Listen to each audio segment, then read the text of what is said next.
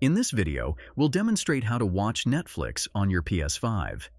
But before we dive in, I'd like to invite you to hit that like button if you're excited to learn how to access Netflix on your PS5 and share your thoughts in the comments below. Your feedback helps us create better content for you. Let's get right into the steps. From your PS5 home screen, navigate to the top left corner. Scroll to the right and select Media.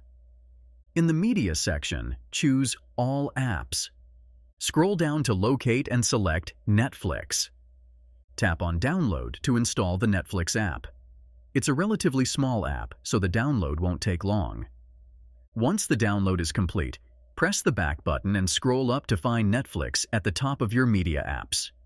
Select or navigate to Netflix and open the app. Allow a moment for Netflix to load, then sign into your account using your preferred method, whether it's using your phone or the remote control. Once signed in, select your profile and you're all set to start watching your favorite content on Netflix. That's it. You're now ready to enjoy Netflix on your PS5.